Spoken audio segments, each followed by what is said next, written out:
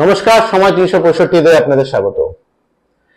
বিগত 2 মাস ধরে চলছিল ভোট উৎসব। আজ সেই ভোট উৎসবের 7ম দফা শেষ হয়েছে।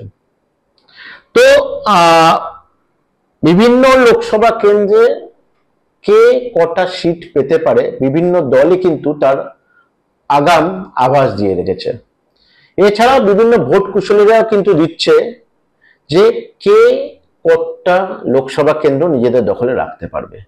ঠিক তেমনই আমরা সময় 365 টিম পাহাড় থেকে সমতল 42টা কেন্দ্রে কিন্তু গ্রাউন্ড জিরো থেকে আপনাদের জন্য খবর তুলে রেখেছি। কে এবারে লোকসভা কেন্দ্রে কটা আসন পেতে পারে অবশ্যই সেটা দেখে নেব। সবার প্রথম আমরা এইভাবে আসবো যে প্রথম দফার ভোট আমরা হয়েছিল 19শে এপ্রিল। তো 19শে এপ্রিল প্রথম দফার ভোট হয়েছিল কোচবিহার, আলিপুরদুয়ার, জলপাইগুড়ি। তো কোচবিহার, আলিপুরদুয়ার, জলপাইগুড়ি এই তিনটেই লোকসভা কেন্দ্র কিন্তু গত বছর গেছিল বিজেপির কাছে। তো এবছর কি কিছু চেঞ্জ হবে অবশ্যই সেটা জানাবো আপনাদের। তো প্রথমে আসি কোচবিহার লোকসভা কেন্দ্র। কোচবিহার লোকসভা কেন্দ্র কিন্তু গত বছরের প্রার্থী ছিলেন নিশীথ প্রামাণিক, এবছরও তিনি কিন্তু প্রার্থী। তো নিশীথ প্রামাণিক কিন্তু এবছরও আমাদের যা রিপোর্ট আমরা তুলে ধরবো সেখান থেকে আমাদের মনে হচ্ছে নিশীথ প্রামাণিক কিন্তু এবারেও বিজেপির হয়ে এই কেন্দ্রটি তার দখলে রাখতে পারবে, কিন্তু ভোট মার্জিন কিছুটা হলেও কমবে। কেন কমবে তার একটাই হচ্ছে অনন্ত মহারাজের সঙ্গে নিশীথ প্রামাণিকের যে দূরত্ব, সেই দূরত্বটা কিন্তু ভোটের দিন পর্যন্ত দেখা গেছিল যে রাজবংশী ভোটের উপর বিজেপি লিড নিত, সেই রাজবংশী ভোট কিছুটা হলেও কমতে পারে এমনটাই আমাদের ধারণা। আমরা মনে করছি হতে পারে উল্টো, বাট আমাদের যা রিপোর্ট, আমাদের যা সেই হিসাবে কিন্তু নিশীথ প্রামাণিক এবছরও বিজেপির হয়ে কোচবিহার লোকসভা কেন্দ্র জিততে চলেছে, কিন্তু ভোট মার্জিন আগের বছরের থেকে কমবে এমনটাই আমরা আশা করছি। এবার আমরা আসি আলিপুরদুয়ার লোকসভা কেন্দ্র। এই আলিপুরদুয়ার লোকসভা কেন্দ্রকে কিন্তু অনেক আগে থেকেই টার্গেট করেছিল তৃণমূল কংগ্রেস। একটা পরিকল্পনা নিয়েছিল প্রকাশ সিং বড়াইকে প্রার্থী করবে বলে, এবং পরিকল্পনা মতনই কিন্তু দেখা গেছে যে অনেক আগে থেকেই প্রকাশ সিং বারিককে নিয়ে গুটি সাজাচ্ছিল তৃণমূল কংগ্রেস। প্রথমে প্রকাশ সিংকে জেলা সভাপতি করা হয় এবং পরবর্তীকালে রাজ্যসভার সংসদে করা হয়। প্রকাশকে সুযোগ করে দেওয়া হয়েছিল প্রকাশ সিং বারিককে যে পুরো জেলাতে যাতে নিজের সংগঠনটা তৈরি করতে পারে। তৃণমূল ভেবেছিল যে আগের বারের বিজেপির জেতা ক্যান্ডিডেট জন বাল্লা হয়তো থাকবে, কিন্তু বিজেপি এই জায়গায় একটা মোক্ষম চাল দেয়। জন বাল্লাকে সরিয়ে মনোজ টিক্কাকে এবার বিজেপি কিন্তু লোকসভা কেন্দ্রে প্রার্থী করে পাঠায়। কেন লোকসভা কেন্দ্রে প্রার্থী করলো? কেননা নতুন মুখ, আর মনোজ টিক্কা কিন্তু একজন ভালো সংগঠক। সেই হিসাবে কিন্তু বলা যাচ্ছে প্রকাশ সিং বারিকের সঙ্গে মনোজ টিক্কার একটা ভালো ফাইট হতে পারে, ঠিক আছে। কিন্তু বিজেপি এবছর লোকসভা কেন্দ্রে কিন্তু এই আসনটা তাদের দখলেই রাখবে। মার্জিন কিছুটা কমলে কমতে পারে, কিন্তু দখল বিজেপির দখলেই থাকবে। এবারে আসবো জলপাইগুড়ি লোকসভা কেন্দ্র। এই জলপাইগুড়ি লোকসভা কেন্দ্র কিন্তু গত বছর বিজেপির দখলে ছিল এবং বিজেপির হয়ে ওখানে ছিলেন, কিন্তু দাঁড়িয়েছিলেন এবারের প্রার্থী সে একই প্রার্থী ডক্টর জয়ন্ত রায়। জয়ন্ত রায়কে কিন্তু এবছর সারা বছর সেভাবে দেখা যায় না। এটা বিজেপির নিজেদের কর্মীদের মধ্যে একটা ক্ষোভ ছিল। তো সেই জায়গায় দাঁড়িয়ে কিন্তু এবছরে এই জলপাইগুড়ি কেন্দ্র থেকে ডক্টর নির্মল চন্দ্র রায় কিন্তু একটা সম্ভাবনা আছে জেতার। তো আমাদের হিসাবে মনে হচ্ছে এবছর জলপাইগুড়ি কেন্দ্র কিন্তু টিএমসির দিকে, মানে তৃণমূল কংগ্রেসের দিকে যেতে চলেছে। মার্জিন কম হবে কিন্তু পাওয়ার সম্ভাবনা কিন্তু তৃণমূলের রয়েছে। তো জলপাইগুড়ি কেন্দ্র তৃণমূলের দখলে আসতে পারে, এমনটাই আমাদের ধারণা। এবার আসি দ্বিতীয় দফার ভোট। দ্বিতীয় দফার ভোট হয়েছিল আমাদের 26শে এপ্রিল। তো দ্বিতীয় দফার 26শে এপ্রিল যে ভোট হয় সেটা হয় কিন্তু দার্জিলিং, রায়গঞ্জ এবং বালুরঘাট, এই তিনটে লোকসভা কেন্দ্রে। এই তিনটে লোকসভা কেন্দ্র কিন্তু বিজেপির দখলে ছিল গত বছর।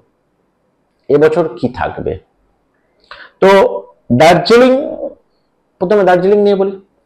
তো অ্যাকচুয়ালি দার্জিলিং কেন্দ্রে তৃণমূল কংগ্রেস এবার অনিত থাপার সঙ্গে কিন্তু নিজেদের শক্তি বাড়িয়ে অনেকটাই ব্যবধান কমিয়ে ফেলেছিল বিজেপির থেকে। কিন্তু যেহেতু নেপালি ভোট তৃণমূলের ভোট বাক্সে আসার সম্ভাবনা কম, তাই ধরে নেওয়া যাচ্ছে গতবারের চেয়ে মার্জিন কম হলেও বিজেপি এই আসনটিতে পুনরায় জয়লাভ করবে, এমনটাই আমাদের ধারণা। কিন্তু মার্জিন কমবে গতবারের তুলনায়। তো বলা যেতে পারে যে জলপাইগুড়ি বিজেপির দখলে ছিল গত বছর, এ বছরও কিন্তু জলপাইগুড়ি লোকসভা কেন্দ্র বিজেপির দিকেই যাচ্ছে। এবার রায়গঞ্জ লোকসভা কেন্দ্র। এই রায়গঞ্জ লোকসভা কেন্দ্র কিন্তু গত বছর ছিল বিজেপির দখলে, কিন্তু এবছর অ্যাকচুয়ালি এই লোকসভা কেন্দ্রে মাইনরিটি ভোট ব্যাংক আছে প্রায় 50%, এবং যে ভোটটা পুরোপুরি তৃণমূলের সাথে থাকবে বলেই মনে করছে রাজনৈতিক বলে, মনে করছি আমরা। কেননা 2019 সালে তৃণমূল কংগ্রেস প্রার্থী কানাইয়ালাল আগরওয়াল এর উপর দলের একটা বড় অংশ, বিশেষ করে আব্দুল করিমের মতো বলিষ্ঠ নেতাদের বিক্ষোভ ছিল। অপরদিকে সিপিআইএম এবং কংগ্রেস প্রায় 2 লাখের কাছাকাছি ভোট পায়, যার মধ্যে মাইনরিটি ভোটের একটা বড় অংশ ছিল। কিন্তু এইবারে মাইনরিটি যে ভোট সেটা ভাগ হওয়ার সম্ভাবনা খুবই কম। ফলে এই রায়গঞ্জ আসনটি তৃণমূল কংগ্রেসের কাছে ফিরে আসতে চলেছে। তো বিজেপির থেকে এই রায়গঞ্জ আসন কিন্তু তৃণমূল কংগ্রেসের কাছে ফিরতে চলেছে, এমনটাই আমাদের সম্ভাবনা মনে হচ্ছে। এবার আসি বালুরঘাট লোকসভা কেন্দ্র। এই বালুরঘাট লোকসভা কিন্তু গত বছর ছিল বিজেপির দখলে। গত বছর এখানে সাংসদ ছিলেন ডক্টর সুকান্ত মজুমদার। তো এবছর কিন্তু বালুরঘাটে বিজেপির হাতছাড়া হতে চলেছে। কেন বলছি? কেননা 2019-এ নর্থ বেঙ্গলের সবচেয়ে কম মার্জিনে বালুরঘাট আসনটি জিতেছিল বিজেপি। এই আসনটি পাওয়ার পেছনে বিপ্লব মিত্র এবং অর্পিতা ঘোষের দ্বন্দ্ব ছিল প্রধান। তৃণমূল কংগ্রেসের প্রধান সংগঠক ছিল বালুরঘাটের বিপ্লব মিত্র। তিনি প্রকাশ্যে কিন্তু জানিয়েছিলেন যে অর্পিতা ঘোষ প্রার্থী হলে তিনি জেতাতে পারবেন না। উনার ভোটে সক্রিয় ভূমিকা ঘাটতির জন্যই বালুরঘাট থেকে সুকান্ত মজুমদার অল্প মার্জিনে হলেও জিতে গেছিল। কিন্তু এবারে বিষয়টা কিন্তু সম্পূর্ণ আলাদা, কারণ বিপ্লব মিত্র নিজেই তৃণমূল কংগ্রেসের প্রার্থী। তো সুকান্ত মজুমদার রাজ্য সভাপতি, মানে অপরদিকে বলা যায় সুকান্ত মজুমদার রাজ্য সভাপতি হওয়ার কারণে নিজের জেলাতে সময় মতো, মানে সব সময় তাকে পাওয়া যায় না, বা সেইভাবে সংগঠনটাও তিনি করতে পারেননি। যার ফলে বলা যেতে পারে যে যেহেতু বিপ্লব মিত্র তৃণমূলের মন্ত্রী হওয়ার সাথে সাথে জেলাতে তার সংগঠনও মজবুত করতে পেরেছে। ফলে ধরে নেওয়া যাচ্ছে যে এইবার আসনটি বিজেপির থেকে তৃণমূলের দিকে চলে আসবে। তো বালুরঘাট লোকসভা কেন্দ্রে কিন্তু বিজেপি থেকে লোকসভা কেন্দ্রটি কিন্তু তৃণমূলের দিকে আসার একটা প্রবল সম্ভাবনা রয়েছে। তো আমাদের মতে বালুরঘাট লোকসভা কেন্দ্র কিন্তু তৃণমূলের দখলে আসছে। এবার আসি তৃতীয় দফার ভোটে। তৃতীয় দফার ভোট অর্থাৎ 7ই মে মালদা উত্তর, মালদা দক্ষিণ, মুর্শিদাবাদ ও জঙ্গিপুর, এই 4টি লোকসভা কেন্দ্রে 7ই মে ভোট হয়। তো আমরা যদি প্রথমেই আসি মালদা উত্তর। মালদা উত্তর কিন্তু গত বছরও বিজেপির দখলে ছিল, আর এই কেন্দ্রটি এবারও বিজেপি ধরে রাখার সম্ভাবনাই বেশি, কারণ অন্যান্য বিজেপি সংসদের মতন এখানকার সংসদ মাটিচাড়া হয়নি। তো অর্থাৎ এখানের এবারে বিজেপির যে ক্যান্ডিডেট খগেন মুর্মু, এটা ওনার চেনা জায়গা। আর দীর্ঘদিন উনি মানে বামপন্থী সংগঠন করে গেছেন, রাজনীতি করে গেছেন, তো সংগঠনটা ওনার খুব চেনা জায়গা। তো ভালোভাবেই বলা যেতে পারে যে এবারও এই মালদা উত্তর কেন্দ্রটি বিজেপির দখলেই থাকবে, এবং এখানে দ্বিতীয় পজিশনে কংগ্রেসই থাকবে, কারণ তৃণমূলের তৃতীয় পজিশন আসতে পারে। তো মালদা উত্তর আমাদের মতে বিজেপির দখলে যেতে চলেছে। মালদা দক্ষিণে কিন্তু গত বছর কংগ্রেসের দখলে ছিল। 2019-এ এখান থেকে কংগ্রেস ডালুবাবু জয়লাভ করেছেন খুবই মার্জিনাল ভোটে, 6,000-এরও কম ভোটে উনি জিতেছিলেন। দ্বিতীয় পজিশনে ছিলেন শিরূপা মিত্র বিজেপির। কিন্তু 2019-এ কংগ্রেস এবং সিপিএম জোট হয়ে প্রার্থী দেয়নি, কিন্তু ডালুবাবু তার রাজনৈতিক বিচক্ষণতায় এখানে সিপিএম কে ম্যানেজ করে নিয়েছিলেন যাতে তারা প্রার্থী না দেয়। ফলে তারই ফলস্বরূপ খুব মার্জিনাল হলেও উনি এই ভোটটি তার দখলে রাখতে সক্ষম হয়েছিলেন। কিন্তু এইবার ডালুবাবু বয়সজনিত কারণে দাঁড়াতে পারেননি, ওনার পুত্র ঈশা খান দাঁড়িয়েছেন। কিন্তু গতবারে বিজেপির প্রার্থী শিরূপা মিত্র বর্তমানে ইংলিশ বাজারের বিধানসভার বিধায়ক এবং তৎসহ ভালো সংগঠক, সারা বছরই কর্মীদের সাথে থাকেন। ফলে মনে করা হচ্ছে এইবারের ভোটে বিজেপির এই আসনটি পেয়ে যাবে, কেননা এখানে রাজনৈতিক বিশ্লেষকদের মতে তৃণমূল কংগ্রেসের 3 নম্বরে থাকার সম্ভাবনাই বেশি। তো আমাদের মতে এই মালদা দক্ষিণ যেটা কংগ্রেসের দখলে ছিল সেটা এবারে কিন্তু বিজেপির দখলে যাওয়ার সম্ভাবনা রয়েছে। তো মালদা দক্ষিণ বিজেপি যাওয়ার সম্ভাবনাই আমরা দেখছি। এবার আসি মুর্শিদাবাদ লোকসভা কেন্দ্র, যেটা গত বছর কিন্তু তৃণমূলের দখলে ছিল। এই লোকসভা কেন্দ্রটি সবচেয়ে আগ্রহজনক কেন্দ্র হতে চলেছে এই লোকসভা ভোটে। এই লোকসভা কেন্দ্রটি ডেমোগ্রাফিক দেখলে বোঝা যায় 60% মুসলিম ভোট রয়েছে এবং বাকি 40% থাকছে হিন্দু ভোট। 2021-এ বিধানসভা ভোটে মুর্শিদাবাদের আসনটি বিজেপি পায় এবং বিশ্লেষণ করলে দেখা যায় হিন্দু ভোট এই লোকসভার প্রায় সবটাই বিজেপির দিকেই গেছিল। কিন্তু এইবার এই কেন্দ্রের মুসলিম ভোট ভাগ হতে চলেছে বামফ্রন্ট এবং কংগ্রেসের জোট প্রার্থী মোহাম্মদ সেলিমের সাথে। ফলে এই লোকসভা কেন্দ্রটি জোট প্রার্থীর দিকেও চলে যাওয়ার সম্ভাবনা একদম উড়িয়ে দেওয়া যাচ্ছে না, কেননা এই কেন্দ্রে যে রেজাল্ট হবে সেটাই খুব মার্জিনাল রেজাল্ট হবে এবং জয় তৃণমূল কংগ্রেস এবং জোট প্রার্থীর মধ্যে হওয়ার সম্ভাবনা থাকলেও কিন্তু আমাদের মতে এবছর তৃণমূল কংগ্রেসের থেকে এই সিটটা বেরিয়ে জোট প্রার্থীর দিকে যেতে পারে, যেটা সম্ভাবনা রয়েছে। এবার আসবো জঙ্গিপুর লোকসভা কেন্দ্র। এই জঙ্গিপুর লোকসভা কেন্দ্র কিন্তু গতবারও তৃণমূলের দখলে ছিল, আর এই আসনে তৃণমূল কংগ্রেসের জয়লাভ করার সম্ভাবনা যথেষ্ট বেশি। তার কারণ এখানকার তৃণমূল কংগ্রেস প্রার্থী খলিলুর রহমান গতবারের সাংসদ এবং প্রতিষ্ঠিত একজন ব্যবসায়ী হিসাবে সুপরিচিত এবং দীর্ঘদিন ধরে রাজনীতিতে থাকায় আগে রাজনীতিতে আসার আগেও সমাজকর্মী হিসাবে এবং শিক্ষা ক্ষেত্রে ওনার সামাজিক কাজকর্ম সুবিদিত। অপরদিকে এখানে বিজেপি বা জোটে সেই রকম কোনো সংগঠন নেই, ফলে ধরে নেওয়া যায় যে এই আসনটি তৃণমূল কংগ্রেসের সুনিশ্চিত আসন। তো আমাদের মতে তৃণমূল কংগ্রেসের ছিল আপনাদের জঙ্গিপুর, তো জঙ্গিপুর এবারও কিন্তু তৃণমূল কংগ্রেসেরই থাকবে। এবার আসি চতুর্থ দফা মানে 13ই মে। 13ই মে অনেকগুলো কেন্দ্রে ভোট হয়েছে, তার মধ্যে সবার আগে যদি আমরা আলোচনায় আসি সেটা হচ্ছে বহরমপুর। এই বহরমপুর কেন্দ্রকে বলা হয় অধীর রঞ্জন চৌধুরীর গড়। তো গত বছর উনি এখান থেকে জিতেছিলেন, তো এবছর সেরকম কেউ চেঞ্জ হওয়ার নেই, কারণ এখানে এবছর কিন্তু তৃণমূল কংগ্রেস ভারতীয় তারকা ক্রিকেটার ইউসুফ পাঠানকে এনেছিলেন। তবুও যেহেতু রাজনৈতিক দিক থেকে দেখতে গেলে অধীর রঞ্জন চৌধুরী বরাবরই বহরমপুর থেকে জিতে আসছে, তো বহরমপুর থেকে এবারেও উনি জিতবেন এটাই আমরা জানি, আমাদের সম্ভাবনা। তো সেক্ষেত্রে ভোট মার্জিন কিছুটা হলেও কম হলেও হতে পারে গতবারের তুলনায়, কিন্তু এবছরও বহরমপুর কংগ্রেসের দখলেই থাকছে। এবার আসি কৃষ্ণনগর লোকসভা কেন্দ্র। কৃষ্ণনগর লোকসভা কেন্দ্র কিন্তু গত বছর ছিল তৃণমূলের দখলে, আর এবছর আমাদের মনে হচ্ছে যে তৃণমূলের দখলেই থাকবে, অর্থাৎ মহুয়া মৈত্রের দখলেই থাকবে।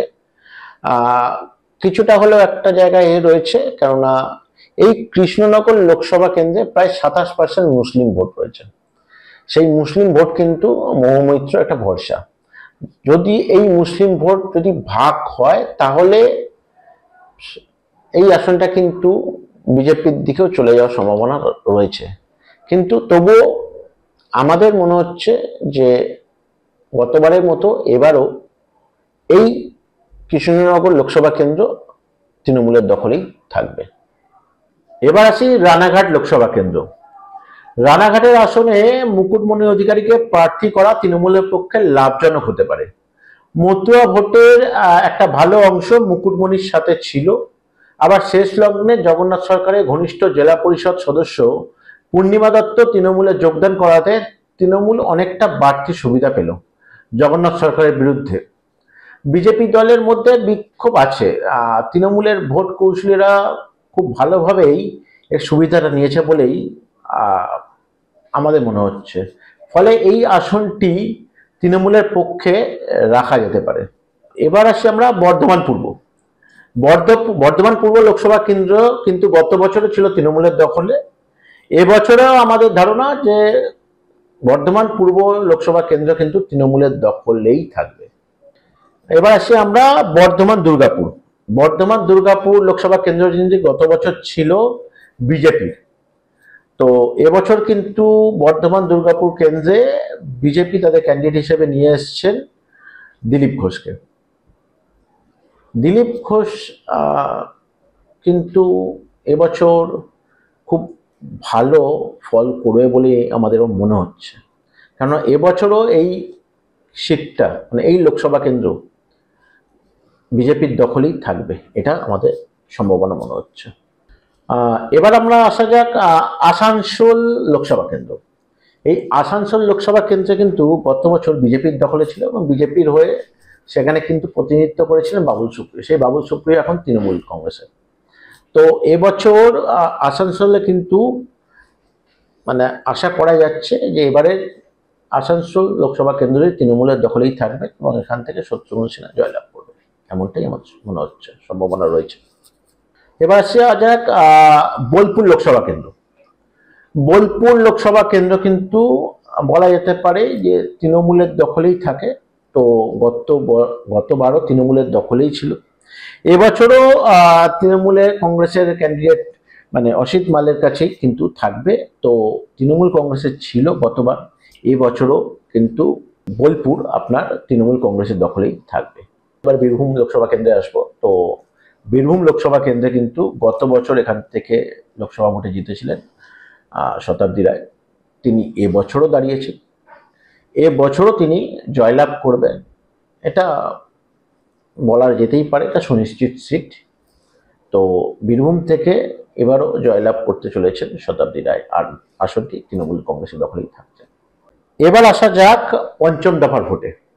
পঞ্চম দফার ভোট কিন্তু হয়েছিল 20শে মে। তো পঞ্চম দফায় সবার প্রথমে আমি আসব হাওড়া লোকসভা কেন্দ্র। এই হাওড়া লোকসভা কেন্দ্র কিন্তু গত বছর ছিল তৃণমূল কংগ্রেসের দখলে। এবছরও কিন্তু হাওড়া থেকে তৃণমূল কংগ্রেসের হয়ে দাঁড়িয়েছেন প্রসূন বন্দ্যোপাধ্যায়। তো প্রসূন বন্দ্যোপাধ্যায়ের কাছে এটা চেনা জায়গা, চেনা ময়দান। তো এবছরও বলা যেতে পারে যে হাওড়া কিন্তু তৃণমূল কংগ্রেসের দখলেই থাকার সম্ভাবনা রয়েছে। এবার আমরা আসবো উলুবেড়িয়া। উলুবেড়িয়া লোকসভা কেন্দ্র বলা যায় তৃণমূল কংগ্রেসের একটা সেফেস্ট সিট।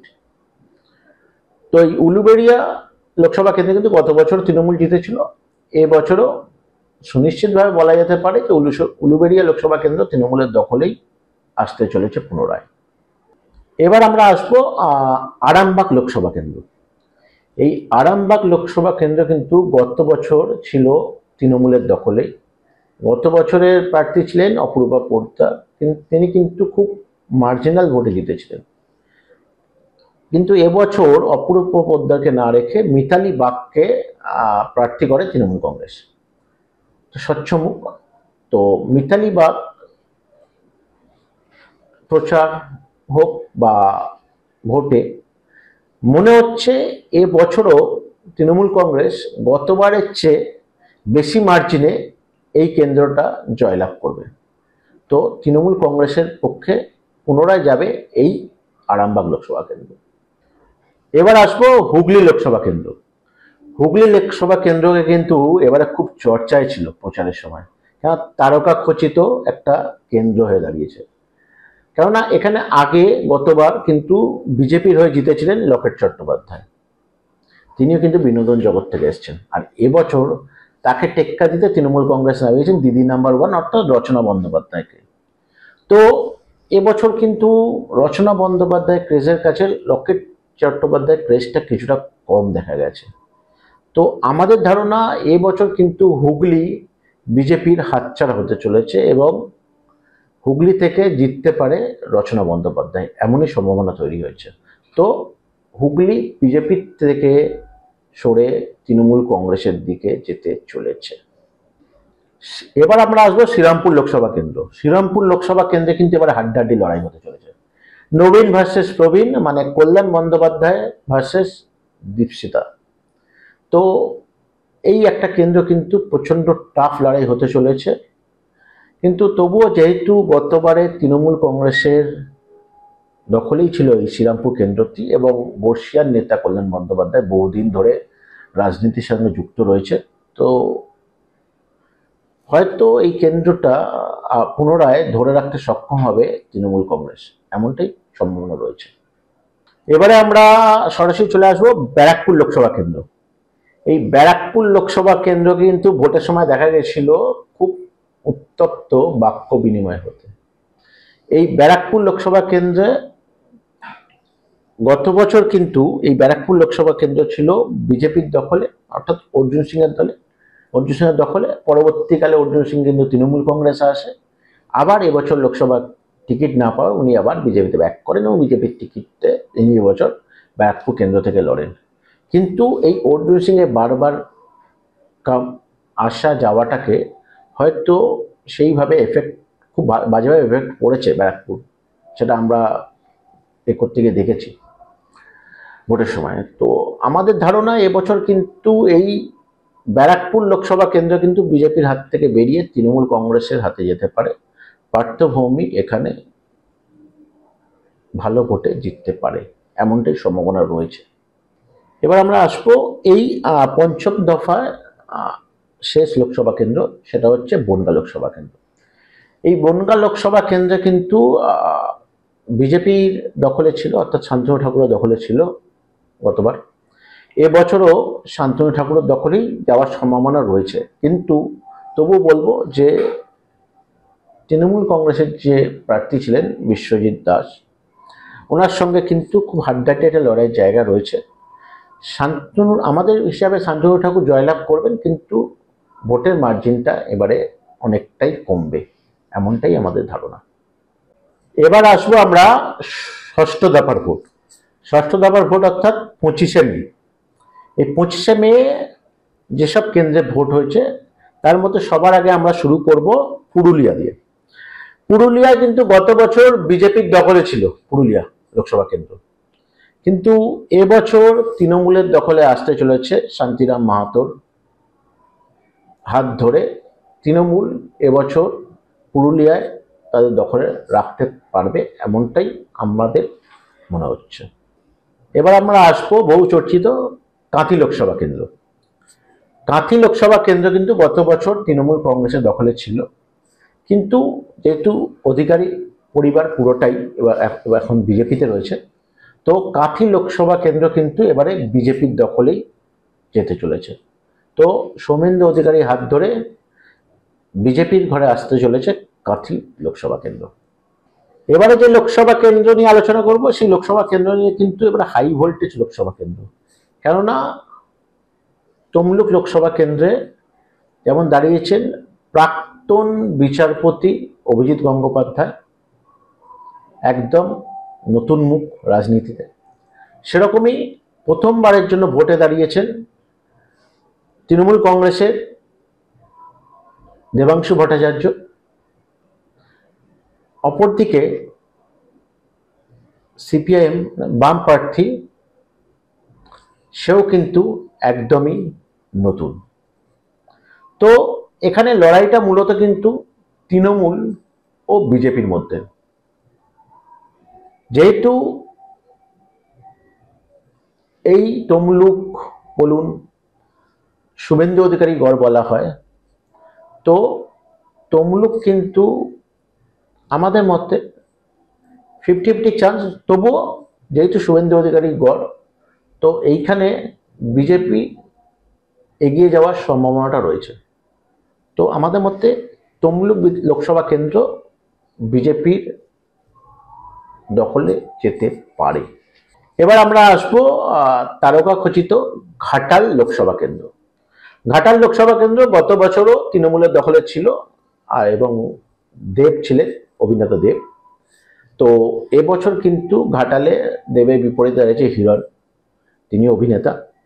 কিন্তু ঘাটাল লোকসভা কেন্দ্র বলা যায় তৃণমূলের দখলে ছিল গত বছর, এবছরও তৃণমূলের দখলেই থাকতে চলেছে ঘাটাল লোকসভা কেন্দ্র। এবার আমরা যে লোকসভার কেন্দ্রের দিকে তাকাবো সেটা হচ্ছে ঝাড়গ্রাম লোকসভা কেন্দ্র। ঝাড়গ্রাম লোকসভা কেন্দ্র কিন্তু গত বছর ছিল বিজেপির দখলে, কিন্তু এবছর এই ঝাড়গ্রাম লোকসভা কেন্দ্র কালীপদ সোরেনের হাত ধরে আসতে চলেছে তৃণমূল কংগ্রেসের দখলে, এমনটাই সম্ভাবনা রয়েছে। এবার আমরা আসি যদি বাঁকুড়া লোকসভা কেন্দ্র।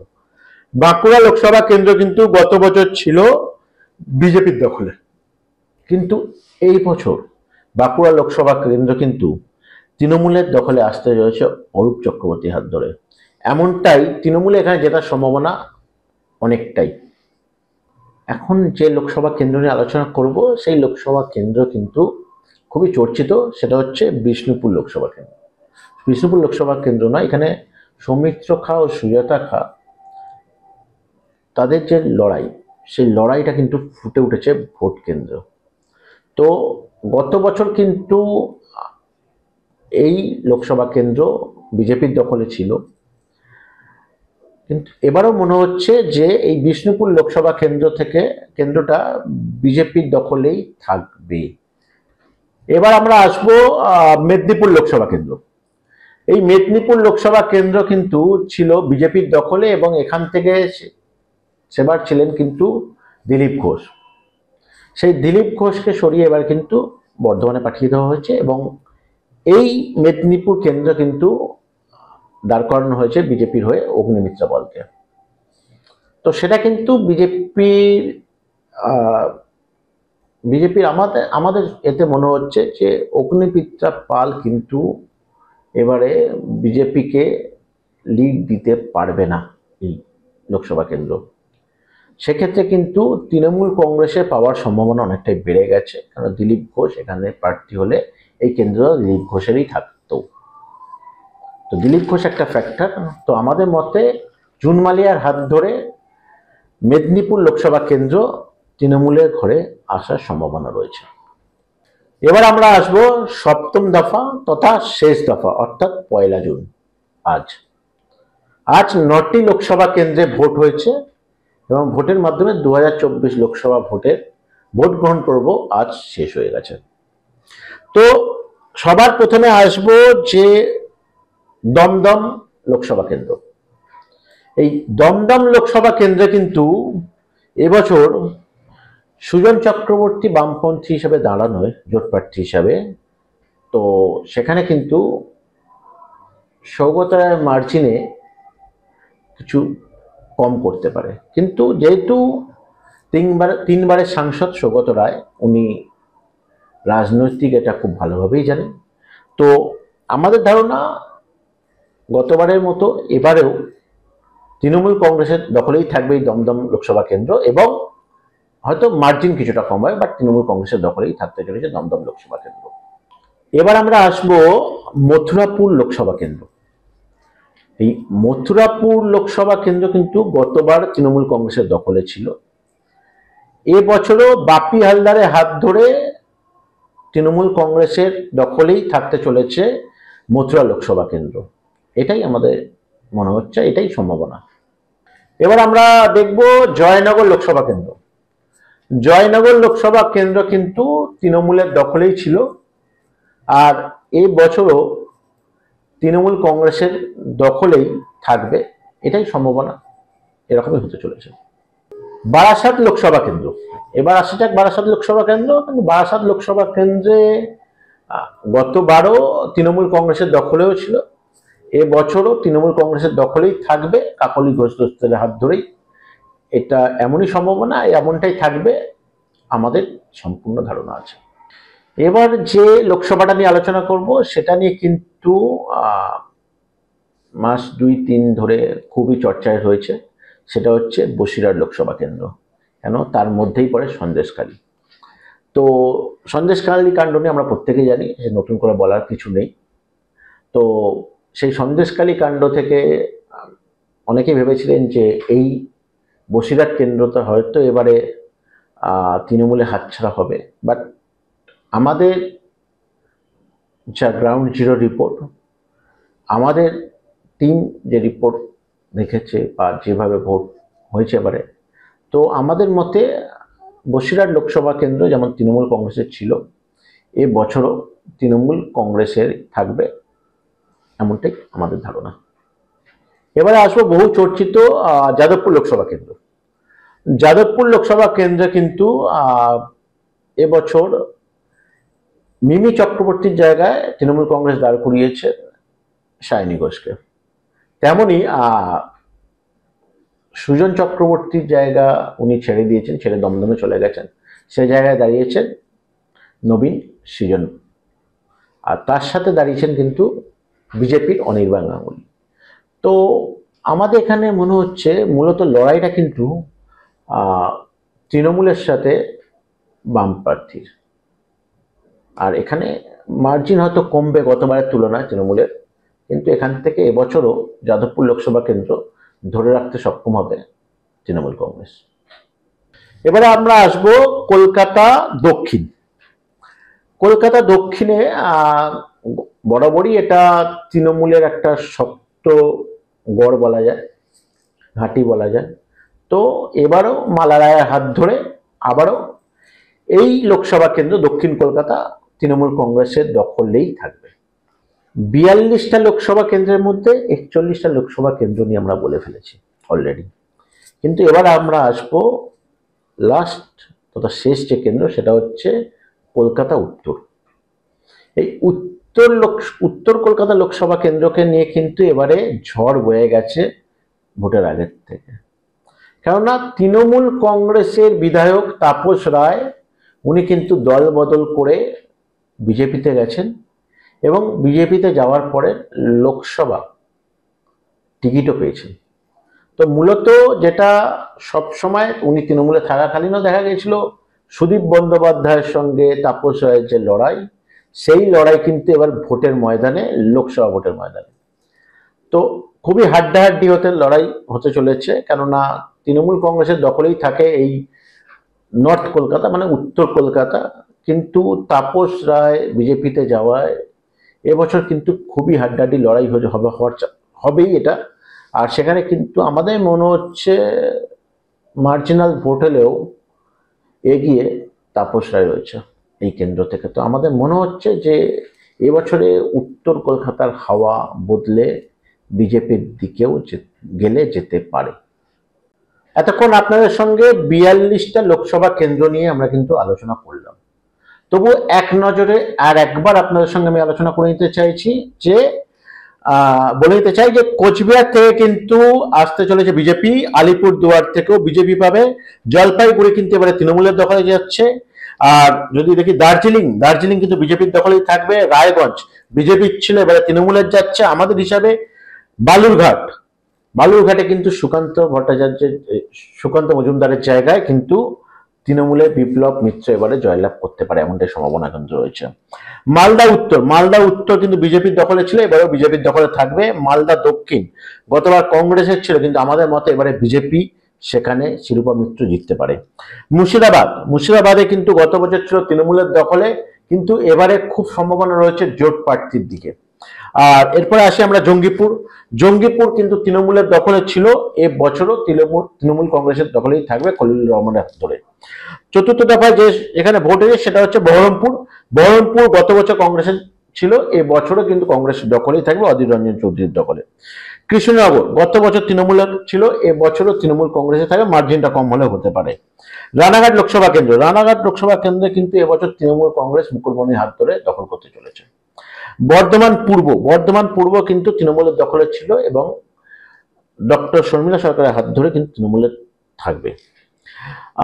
বর্ধমান দুর্গাপুর, বর্ধমান দুর্গাপুর কিন্তু বিজেপির, এখানে কিন্তু হাড্ডাহাড্ডি লড়াই হবে, তবু আমরা বলেছি যে বিজেপি দিলীপ ঘোষ এখান থেকে জয়লাভ করবে। আসানসোল, আসানসোল বিজেপির দখলে ছিল, এবারে এটা কিন্তু তৃণমূলের দখলে আসতে চলেছে। বোলপুর, বোলপুর তৃণমূল কংগ্রেসের দখলে ছিল, এবারেও তৃণমূল কংগ্রেসের দখলেই থাকবে। বীরভূম তৃণমূলের ছিল, তৃণমূল কংগ্রেসের দখলেই এবারে থাকবে। পঞ্চম দফায় কোথায় ভোট হয়েছে? পঞ্চম দফায় ভোট হয়েছে হাওড়া। হাওড়া তৃণমূল কংগ্রেসের দখলে ছিল, এবারেও তৃণমূল কংগ্রেসের দখলে থাকবে। উলুবেড়িয়া, উলুবেড়িয়া তৃণমূল কংগ্রেসের সেকেন্ড সিট, উলুবেড়িয়া এবারেও কিন্তু থাকবে। আর আরামবাগ, আরামবাগ তৃণমূল কংগ্রেসের দখলে থাকবে, এবারেও, আগেও ছিল এবারেও থাকবে। হুগলি, হুগলি থেকে কিন্তু এবারে একটু পাল্টে যাবে, বিজেপি থেকে এবারে তৃণমূলের জেতার সম্ভাবনাটা বেশি, তো হুগলি আমাদের তরফ থেকে তৃণমূলকে আমরা এগিয়ে রেখেছি। শ্রীরামপুর, শ্রীরামপুর লোকসভা কেন্দ্রে কিন্তু হাড্ডাহাড্ডি লড়াই হবে, তৃণমূল ছিল, এবারেও আমাদের যে তৃণমূলই এবছর থাকবে। ব্যারাকপুর লোকসভা কেন্দ্র, ব্যারাকপুর লোকসভা কেন্দ্র ছিল বিজেপির দখলে, এবারে সেটা তৃণমূলের দখলে আসতে পারে এমনটাই সম্ভাবনা। বনগাঁ লোকসভা কেন্দ্র, বনগাঁ লোকসভা কেন্দ্রে মার্জিন কমলেও কিন্তু বিজেপির দখলেই থাকছে এই বনগাঁ লোকসভা কেন্দ্র। ষষ্ঠ দফার ভোট হয়েছে পুরুলিয়াতে, তো পুরুলিয়ায় কিন্তু বিজেপির দখলে ছিল, এবারে কিন্তু তৃণমূলের দখলে আসতে চলেছে এই পুরুলিয়া লোকসভা। কাঁথি লোকসভা ছিল তৃণমূলের দখলে, যেহেতু অধিকারের পরিবার পুরোটাই বিজেপিতে চলে গেছে, তো কাঁথি লোকসভা কিন্তু সৌমেন্দ্র অধিকারীর হাত ধরে বিজেপির দখলে যাচ্ছে। তমলুক, তমলুক কিন্তু 50-50 চান্স, তমলুকে তাও আমরা বিজেপিকে এগিয়ে রেখেছি, কেন অধিকারী গড় হিসেবে। ঘাটাল, ঘাটাল লোকসভা কেন্দ্রে পুনরায় জয়লাভ করবে দেব, এমনটাই সম্ভাবনা রয়েছে। ঝাড়গ্রাম লোকসভা কেন্দ্র, ঝাড়গ্রাম লোকসভা কেন্দ্রে কিন্তু তৃণমূলের হাত ধরে ঝাড়গ্রাম লোকসভা কেন্দ্র তৃণমূলের দখলে আসতে চলেছে। বাঁকুড়া, বাঁকুড়ায় কিন্তু তৃণমূল কংগ্রেসের অরূপ চক্রবর্তীর হাত ধরে এই বাঁকুড়া লোকসভা কেন্দ্র কিন্তু তৃণমূলের দখলে আসবে, এমনটাই সম্ভাবনা রয়েছে। মেদিনীপুর, মেদিনীপুর লোকসভা কেন্দ্রে কিন্তু এবারে জুন মালিয়া জেতার সম্ভাবনা রয়েছে, মার্জিন কম থাকলেও জেতার সম্ভাবনা রয়েছে। বিষ্ণুপুর, বিষ্ণুপুর বিজেপি ছিল, তো এবছরও বিজেপির থাকার সম্ভাবনাই রয়েছে বিষ্ণুপুর লোকসভা কেন্দ্র। সপ্তম দফা যেখানে যেখানে ভোট হয়েছে সেখানের মধ্যে কলকাতা উত্তর, কলকাতা উত্তরে কিন্তু এবারে খেলা ঘুরতে পারে, তৃণমূল থেকে ব্যাটন বিজেপির হাতে চলে যাওয়ার সম্ভাবনা রয়েছে। তো কলকাতা দক্ষিণ মালা রায়ের হাতেই ছিল, তো এই বছরও কিন্তু মালায়ের হাত ধরেই তৃণমূলের দখলেই থাকবে। মথুরাপুর তৃণমূল কংগ্রেসের দখলে থাকবে। জয়নগর সম্ভাব্য জয়ী তৃণমূল কংগ্রেসের প্রার্থী প্রতিভা মণ্ডল। ডায়মন্ড হারবার অভিষেক বন্দ্যোপাধ্যায়ের হাত ধরে পুনরায় এটা সুনিশ্চিত আসন, তো অভিষেক বন্দ্যোপাধ্যায়ের হাত ধরে পুনরায় এটা তৃণমূল কংগ্রেসের দখলেই থাকবে। বারাসাত, বারাসাতও কাকলি ঘোষ দস্তির হাত ধরে তৃণমূল কংগ্রেসের দখলেই থাকবে। যাদবপুর, যাদবপুরে এবারে লড়াই আছে ত্রিমুখী, কিন্তু যাদবপুর, তাও বলছি যাদবপুর লোকসভা কেন্দ্র থেকে সম্ভাব্য জয়ী কিন্তু তৃণমূল কংগ্রেসের শালিনী ঘোষ। বসিরহাট, বসিরহাটে কিন্তু বসিরহাট কাণ্ড অনেক ঘটলেও কিন্তু এবছর কিন্তু তৃণমূলের দখলেই থাকতে চলেছে বসিরহাট লোকসভা কেন্দ্র, মার্জিনটা কিন্তু অনেক কিছু কম হবে, মার্জিনটা ভালোই থাকবে। দমদম লোকসভা কেন্দ্র, দমদম লোকসভার সঙ্গে সৌগত রায়ের একটা লড়াই এখানে দেখা যাবে, তো সেখানে কিন্তু তবুও শেষ হাসি কিন্তু তৃণমূল হাসবে, এমনটাই আশা করা যাচ্ছে, বা এমনটাই সম্ভাব্য রেজাল্ট বলছে যে তৃণমূল কংগ্রেসের দখলে আসতে চলেছে এই দমদম লোকসভা কেন্দ্র। তো 42টার মধ্যে 42টা নিয়ে আমরা যেটা বললাম, তার মধ্যে আমাদের হিসাবে তৃণমূল কংগ্রেস পেতে চলেছে 29টা আসন, বিজেপি পেতে পারে 11টি আসন, একটি আসন কংগ্রেসের ঘরে, একটি আসন জোট প্রার্থীর ঘরে যেতে পারে। এর পাশাপাশি আর একটা জিনিস নিয়ে বলবো যে তৃণমূল কংগ্রেসে 29-এর জায়গায় আরো একটা, দুটো কি 3টে সিট বাড়লেও বাড়তে পারে। সেই 3টে কেন্দ্র হচ্ছে তমলুক, যেখানে 50-50 লড়াই চলছে, এখানে যে কোনো সময় এটা তৃণমূলের দিকেও যেতে পারে। উত্তর কলকাতা, উত্তর কলকাতা আমরা বলছি সম্ভাব্য এগিয়ে, তবুও আমরা বলছি যে এটা খুব ফাইট, এটাও তৃণমূল কংগ্রেসের দিকে গেলেও যেতে পারে। তো 29টার সাথে তৃণমূল কংগ্রেসে, এর পাশাপাশি যেটা হচ্ছে বর্ধমান দুর্গাপুর, বর্ধমান দুর্গাপুরেও কিন্তু একটা হাড্ডাহাড্ডি লড়াই হবে কীর্তি আজাদের সঙ্গে দিলীপ ঘোষের। তো এই 3টে সিট কিন্তু তৃণমূলের দিকে গেলেও যেতে পারে। তো সেক্ষেত্রে কিন্তু 29 সাথে 3টে বাড়লে 32 সিটও হতে পারে তৃণমূল কংগ্রেসের সেক্ষেত্রে কিন্তু। আর আরেকটা সিট সেটা হচ্ছে যেটা জোট প্রার্থী মুর্শিদাবাদ, সেটা কিন্তু সেটাও সম্ভাবনা আছে তৃণমূলের দিকেও যাওয়ার বা কংগ্রেসের দিকেও যাওয়ার।